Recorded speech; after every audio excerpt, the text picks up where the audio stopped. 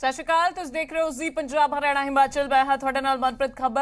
ਖਬਰਾਂ ਦਾ ਕਰਾਂਗੇ ਆਗਾਜ਼ ਤੇ ਗੱਲ ਸਭ ਤੋਂ ਪਹਿਲਾਂ ਕਰਦੇ ਐਮਐਸਪੀ ਦੀ। ਐਮਐਸਪੀ ਸਮੇਤ ਹੋਰ ਮੰਗਾਂ ਤੇ ਕੇਂਦਰ ਸਰਕਾਰ ਬਣਾਵੇਗੀ ਕਮੇਟੀ। ਕੇਂਦਰ ਨੇ ਕਿਸਾਨ ਜਥੇਬੰਦੀਆਂ ਤੋਂ 5 ਨਾਮ ਮੰਗੇ ਨੇ। ਕਮੇਟੀ ਦੇ ਵਿੱਚ ਸ਼ਾਮਲ ਕਰਨ ਦੇ ਲਈ 5 ਨਾਮ ਮੰਗੇ ਗਏ ਨੇ। ਐਮਐਸਪੀ ਦੇ ਮੁੱਦੇ ਦੇ ਉੱਤੇ ਕੇਂਦਰ ਸਰਕਾਰ ਕਮੇਟੀ ਬਣਾਵੇਗੀ, ਜਿਸ ਦੇ ਲਈ ਕਿਸਾਨ ਜਥੇਬੰਦੀਆਂ ਨੂੰ 5 ਨਾਮ ਦੱਸਣ ਦੇ ਲਈ ਕਿਹਾ ਗਿਆ ਹੈ, ਜਿਹੜੇ ਕਿ 5 ਨਾਮ ਕਮੇਟੀ ਦੇ ਵਿੱਚ ਸ਼ਾਮਿਲ ਕੀਤੇ ਜਾਣਗੇ। ਕਿਸਾਨ ਜਥੇਬੰਦੀਆਂ ਇਸ ਉੱਤੇ ਮੰਥਨ ਕਰ ਰਹੀਆਂ ਨੇ, ਉਹ ਕਿਹੜੇ ਨਾਮ ਹੋਣਗੇ। 4 तारीख को संयुक्त मोर्चे की मीटिंग है, उसमें तय करेंगे। और उससे पहले भारत सरकार बातचीत करे, जो मुकदमे हैं उनका, जो किसान शहीद हुए उनके बारे में, जो एमएसपी गारंटी कानून है उसके बारे में। तो ये सारे सवाल हैं हमारे। अभी इस तरह से कोई मोर्चे खत्म नहीं हो रहे। 4 तारीख की मीटिंग है, मीटिंग होगी एसकेएम की। नहीं, हमारी किसी से कोई बातचीत नहीं हुई, और जिसकी भी कोई बातचीत हुई होगी तो संयुक्त मोर्चे में वो आदमी बताएं कि हमारी ये बात हुई है।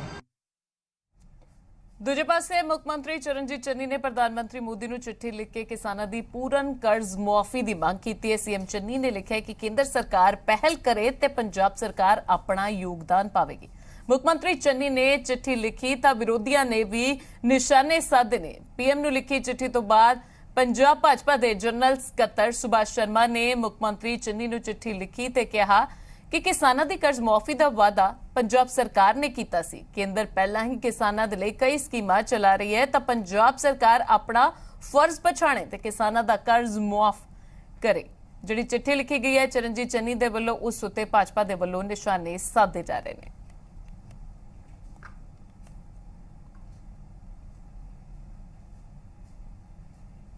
ਖੇਤੀਬਾੜੀ ਮੰਤਰੀ ਕਾਕਾ ਰਣਦੀਪ ਸਿੰਘ ਦਾ ਬਿਆਨ ਸਾਹਮਣੇ ਆਇਆ ਹੈ। ਐਮਐਸਪੀ ਨੂੰ ਲੈ ਕੇ ਇੱਕ ਵੱਡਾ ਬਿਆਨ ਦਿੱਤਾ ਗਿਆ ਹੈ। ਕਿਹਾ ਹੈ ਕਿ ਜੇਕਰ ਕੇਂਦਰ ਕਿਸਾਨਾਂ ਨੂੰ ਐਮਐਸਪੀ ਨਹੀਂ ਦਿੰਦੀ ਤਾਂ ਸੂਬਾ ਸਰਕਾਰ ਦੇਵੇਗੀ। ਸੂਬੇ ਦੇ ਵਿੱਚ ਕਿਸਾਨਾਂ ਨੂੰ 113 ਫਸਲਾਂ ਤੇ ਐਮਐਸਪੀ ਸੂਬਾ ਸਰਕਾਰ ਦੇਵੇਗੀ। ਖੇਤੀਬਾੜੀ ਮੰਤਰੀ ਦਾ ਵੱਡਾ ਬਿਆਨ ਸਾਹਮਣੇ ਆਇਆ। ਐਮਐਸਪੀ ਨੂੰ ਲੈ ਕੇ ਇੱਕ ਵੱਡਾ ਬਿਆਨ ਦਿੱਤਾ ਹੈ ਕਿ ਜੇਕਰ ਕੇਂਦਰ ਕਿਸਾਨਾਂ ਨੂੰ ਐਮਐਸਪੀ ਨਹੀਂ ਦਿੰਦੀ ਤਾਂ ਸੂਬਾ ਸਰਕਾਰ ਦੇਵੇਗੀ। 113 ਫਸਲਾਂ ਤੇ ਐਮਐਸਪੀ ਸੂਬਾ ਸਰਕਾਰ ਦੇ ਵੱਲੋਂ ਕਿਸਾਨਾਂ ਨੂੰ ਦਿੱਤੀ ਜਾਵੇਗੀ।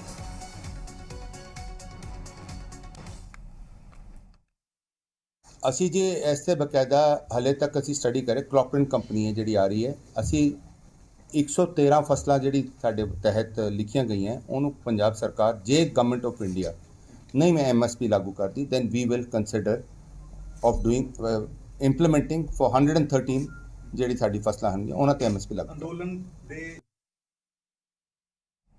ਕੈਬਨਿਟ ਮੰਤਰੀ ਕਾਕਾ ਰਣਦੀਪ ਸਿੰਘ ਨੇ ਜਾਣਕਾਰੀ ਦਿੰਦਿਆਂ ਹੋਇਆ ਕਿਹਾ ਕਿ ਸੂਬਾ ਸਰਕਾਰ ਨੇ ਪੰਜਾਬ ਦੇ 29,337 ਕਿਸਾਨਾਂ ਨੂੰ ਸਬਸਿਡੀ ਦਿੱਤੀ ਹੈ। ਉਹਨਾਂ ਇਹ ਵੀ ਦੱਸਿਆ ਕਿ ਖੇਤੀਬਾੜੀ ਮਸ਼ੀਨਾਂ ਨੂੰ ਲੈ ਕੇ ਸੂਬਾ ਸਰਕਾਰ ਨੇ ਕਿਸਾਨਾਂ ਨੂੰ 342 ਕਰੋੜ ਦੀ ਸਬਸਿਡੀ ਦਿੱਤੀ ਹੈ ਤਾਂ ਜੋ ਕਿਸਾਨ ਪਰਾਲੀ ਨੂੰ ਅੱਗ ਨਾ ਲਗਾਉਣ। ਦਰਅਸਲ ਕਾਕਾ ਰਣਦੀਪ ਸਿੰਘ ਤਰਨਤਾਰਨ ਦੇ ਪਿੰਡ ਰਸ਼ੀਆਣਾ ਦੇ ਵਿੱਚ ਇੱਕ ਸੂਬਾ ਪੱਧਰੀ ਸਮਾਗਮ ਦੇ ਵਿੱਚ ਸ਼ਮੂਲੀਅਤ ਕਰਨ ਦੇ ਲਈ ਪਹੁੰਚੇ ਹੋਏ ਸਨ, ਜਿੱਥੇ ਉਹਨਾਂ ਨੇ ਕਿਸਾਨਾਂ ਦੇ ਮੁੱਦੇ ਤੇ ਗੱਲਬਾਤ ਕੀਤੀ ਹੈ।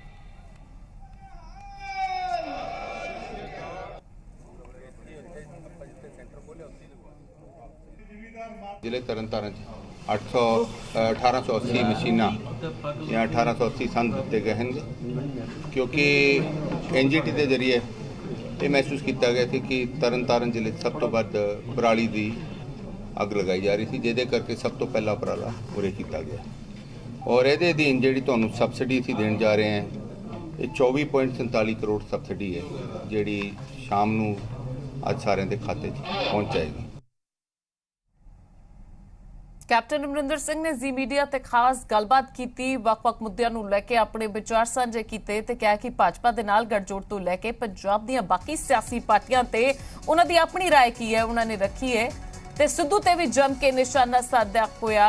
ਕੈਪਟਨ ਅਮਰਿੰਦਰ ਸਿੰਘ ਨੇ ਕਿਹਾ ਕਿ ਸਿੱਧੂ ਅਸਥਾਈ ਵਿਅਕਤੀ ਹੈ ਤਾਂ ਉੱਥੇ ਹੀ ਕਿਸਾਨਾਂ ਦੇ ਮੁੱਦੇ ਤੇ ਵੀ ਕੈਪਟਨ ਅਮਰਿੰਦਰ ਸਿੰਘ ਨੇ ਬਿਆਨ ਦਿੱਤਾ ਹੈ।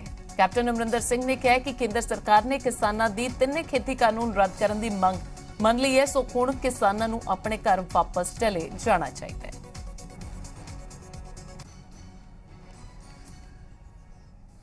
भाई मैं तो पहले आपको कई बार कह चुका हूँ और प्रेस को कह चुका हूँ कि एक बार किसानों का आंदोलन ख़त्म हो जाएगा, उसके बाद हम बीजेपी के साथ मिलकर इलेक्शन लड़ेंगे। और बीजेपी के उन्होंने आप किसी से बात की है, जैसे ढींसा साहब हैं अकाली दल का फैक्शन, जो उन्होंने अंडरस्टैंडिंग किया उसको हम मान जाएंगे उस अंडरस्टैंडिंग को। तो ढींसा साहब का फैक्शन हो जाएगा बीजेपी के साथ और हमारा हो जाएगा हम तो सीट एडजस्टमेंट, वो भी सीट एडजस्टमेंट है, ढींसा भी सीट एडजस्टमेंट चाहता है, हम भी सीट एडजस्टमेंट चाहते हैं, एंड सो इज बीजेपी। तो उनमें हम अपनी सीट एडजस्टमेंट करके हम इलेक्शन जब लड़ेंगे, वी बिकम बड़ी फॉर्मिडेबल फोर्स बन जाती है हमारी। मेरी तरफ से हम क्या समझते हैं, हमारी लड़ाई किससे है? किसी से भी नहीं। वो तीनों एक साथ ही जा रहे हैं। अकाली दल की पोजीशन बहुत ख़राब है। ये जो सैक्रिलेज के मसले हैं, बाइबल कलाम, बरगाड़ी, कोटकपूरा की फायरिंग और जवार के वगैरह, ये इनको उठने नहीं दे रही। ये तो बहुत ही नीचे हैं, they are very dumb self depressed. आज जो इनकी डिप्रेशन है वो सब जानते हैं क्या है। आम आदमी पार्टी की पोजीशन ये है कि इनकी तो पार्टी मौजूदा टूट रही है। 21 एमएलए में से 10 तो छोड़ के कांग्रेस में ज्वाइन कर गए, तो उनके पास रहता क्या है? अगर ये मजबूत होते तो एमएलए छोड़ते क्यों? सो द पॉइंट इज़ कि उनकी पोजीशन इतनी नहीं है कुछ। एंड कांग्रेस पार्टी आप जानते ही हो किस तरीके से चल रही है उनकी। मैं क्या बताऊं आपको, उनके तो पोजीशन बहुत डाउन है।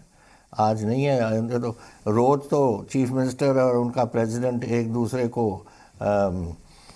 मैं क्या कहूँ, बिल्कुल एक दूसरे को खींच रहे हैं, ऐसे बोलूँ, और डिमोरलाइज कर रहे हैं, अटैक कर रहे हैं। ये कोई ऐसे पार्टी चलती है क्या? मैंने कल भी कहा था जब प्रेस ने पूछा कि नवजोत सिद्धू के बारे में कुछ कहो। मैं क्या कहूँ? सुबह कुछ कहता है, दोपहर को कुछ कहता है, शाम को कुछ कहता है। What do I respond to? तो मैं इसका ये तो the man doesn't know what he is saying, is a unstable character. मैं तो पहले ही कह दिया था कांग्रेस पार्टी की लीडरशिप को, आप एक दिन पछताओगे, और मैं पूरा भरोसा है कि आज वो पछता रहे हैं इसको लेकर। Point of the matter is 100% ये मिस्टर सिद्धू का काम है। Sidhu is unstable character, loner आदमी है। जो काम इसने आज तक हाथ लगाया, चाहे क्रिकेट को देख लो, एक दिन बैटिंग कर रहा था, अजरुद्दीन कैप्टन थे, उन्होंने कुछ कह दिया, बैटिंग से निकल के बाहर अपना सामान बंद करके हिंदुस्तान की फ़्लाइट पकड़ ली इसने। ये कोई तरीका है? This is unstable behaviour. और यही ऐसे कर रहा है। अब डेली किसी को अटैक कर रहा है, और चीफ मिनिस्टर को अटैक कर रहा है। How can the chief minister work? जब मैं चीफ मिनिस्टर था मुझे अटैक करता था डेली, अब इसको अटैक कर रहा है daily. This is a total unstable character. इसके जितना आप देखोगे ये तो बिगड़ता ही जाएगा। देखिए, जब किसानों ने मांगा था, वो 3 कानून मांगे थे, और वो तो सरकार ने वापस कर लिया, पार्लियामेंट ने भी पास कर दिए हैं। अब 3-4-5 चीज़ें और थीं, वो छोटी चीज़ें थीं, वो भी बाय एंड लार्ज गवर्नमेंट ने मान गई। जैसे एमएसपी का उन्होंने, प्राइम मिनिस्टर ने की कमेटी बनेगी और उन्होंने कह दिया हम किसानों को उस कमेटी के मेंबर रखेंगे। दैट वाज वन एमएसपी का। फिर और से 2 छोटी सी और चीज़ें थीं, वो सब मान गए हैं। Now it is time that everyone should clear the road, because बड़ी हैरेसमेंट हो रही है लोगों को, और किसानों ने 100% प्राप्ति कर ली। No, it is not. अब तो यूसी, जब आप कोई एजिटेशन चलाते हो, जब कोई बात रखते हो या कोई मुजाहरा रखते हो, जैसे अब कर रहे हैं, 1 साल हो गया, वो जो बातें वो मांग रहे थे वो तो हो गई। अब गवर्नमेंट ने, पार्लियामेंट ने कर दी, और बाकी गवर्नमेंट ने कमिटमेंट पब्लिकली कर ली।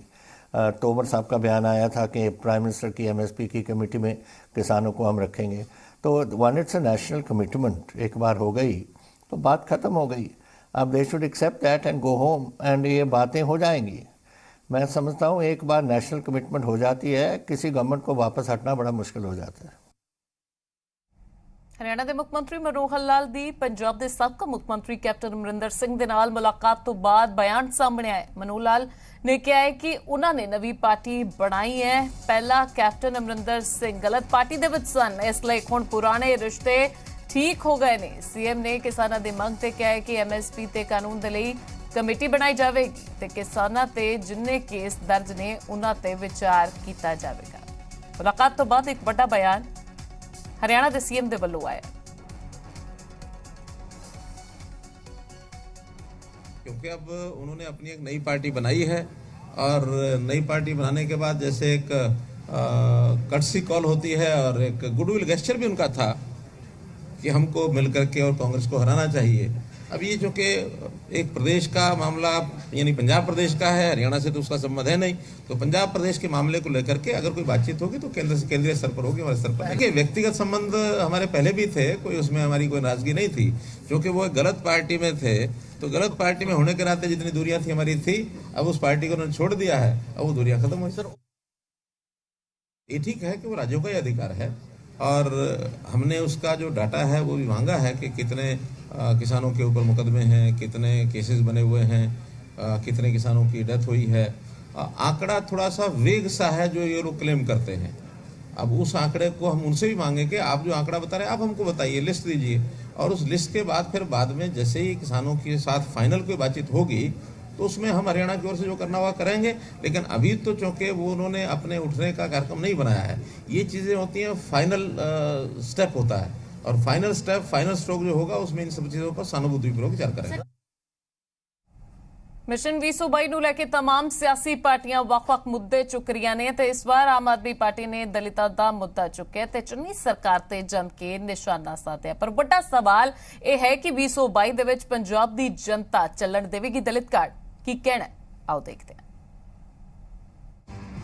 2022 ਨੇੜੇ ਹੈ ਤੇ ਦਲਿਤਾਂ ਨੂੰ ਮੁੱਦਾ ਬਣਾ ਕੇ ਇੱਕ ਦੂਜੇ ਨੂੰ ਚੁਣੌਤੀਆਂ ਦੇਣ ਦਾ ਦੌਰ ਸ਼ੁਰੂ ਹੋ ਗਿਆ ਹੈ ਕਿਉਂਕਿ ਚੋਣਾਂ ਦਾ ਸਮਾਂ ਵੀ ਨੇੜੇ ਆ ਗਿਆ। इस दलित शब्द ते सियासत एक बार फिर हो रही है ते इस बार चरणजीत सिंह चन्नी नूं घेरदियां होइयां राघव चड्ढा ने उन्हां दे दिल्ली दी तर्ज ते कोरोना दौरान जान गवाउण वाले गरीब ते दलितां नूं 1 करोड़ मुआवजा देण दी गल कीती। होर ते होर उन्हां ने सीधे ही मुख मंत्री पंजाब नूं चैलेंज कर दिता। मैं चैलेंज देता हूं चन्नी साहब को कि 1 करोड़ रुपए की सहायता राशि दलित भाईचारे से आने वाले हर उस शख्स के लिए अनाउंस करे जिसने अपने प्राणों की आहुति दे दी, सर्वोच्च बलिदान दिया, शहीद हो गया इस कोरोना काल में लोगों की सेवा करते करते। उधर जदों ओपी सोनी नूं इस बारे सवाल किया गया तो उन्होंने कहा कि साडी सरकार तो वादे पूरे कर रही है पर उन्होंने पता नहीं कदों सत्ता च आउणा ते कदों उन्होंने काम करने ने, हले तां गल्लां ही ने। ਅਸੀਂ सब कुछ कर रहे हैं, साडी सरकार ते सब कुछ कर रही है, उन्हां दा पता नहीं मगरों करना कि नहीं करना। उधर होरना विरोधी धिरां दा इस सब ते की कहना वो भी सुन लैंदे आ।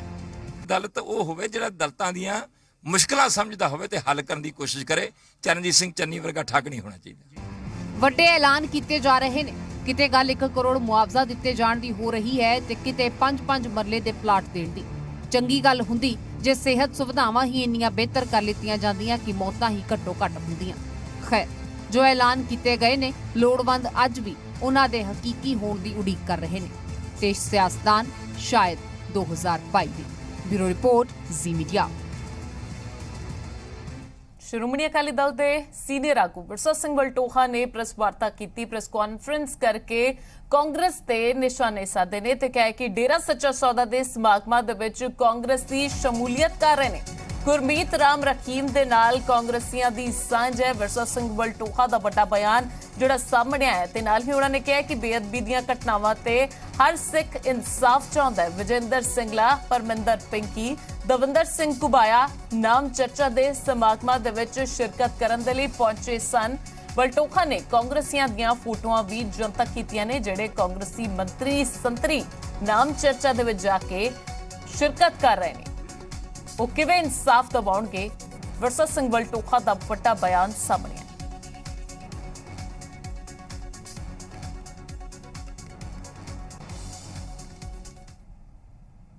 ਇਹ ਮੰਤਰੀ ਨੇ ਵਿਜੇਂਦਰ ਸਿੰਗਲਾ ਉਹ ਸੰਗਰੂਰ ਦੇ ਵਿੱਚ ਹੋਏ ਨਾਮ ਚਰਚਾ ਸਮਾਗਮ ਦੇ ਵਿੱਚ ਸ਼ਾਮਲ ਹੋਏ। ਪਰਮਿੰਦਰ ਸਿੰਘ ਪਿੰਕੀ ਜਿਹੜੇ ਵਿਧਾਇਕ ਨੇ ਫਿਰੋਜ਼ਪੁਰ ਤੋਂ, ਉਹ ਫਿਰੋਜ਼ਪੁਰ ਦੇ ਵਿੱਚ ਜਿਹੜਾ ਪਰਸੋਂ ਐਤਵਾਰ ਨੂੰ 28 ਨਵੰਬਰ ਨੂੰ ਸਮਾਗਮ ਹੋਇਆ ਸੀ ਨਾਮ ਚਰਚਾ ਦਾ, ਉਹਦੇ ਵਿੱਚ ਫਿਰੋਜ਼ਪੁਰ 'ਚ ਸ਼ਾਮਲ ਹੋਏ। ਦਵਿੰਦਰ ਸਿੰਘ ਘੁਬਾਇਆ ਜਿਹੜੇ ਕਾਂਗਰਸ ਦੇ MLA ਨੇ ਫਾਜ਼ਿਲਕਾ ਤੋਂ, ਉਹ ਡੇਰਾ ਪ੍ਰੇਮੀਆਂ ਵੱਲੋਂ ਨਾਮ ਚਰਚਾ ਦਾ ਜਿਹੜਾ ਸਮਾਗਮ ਫਾਜ਼ਿਲਕਾ 'ਚ ਕੀਤਾ ਗਿਆ ਸੀ ਉਹਦੇ ਵਿੱਚ ਸ਼ਾਮਲ ਹੋਏ।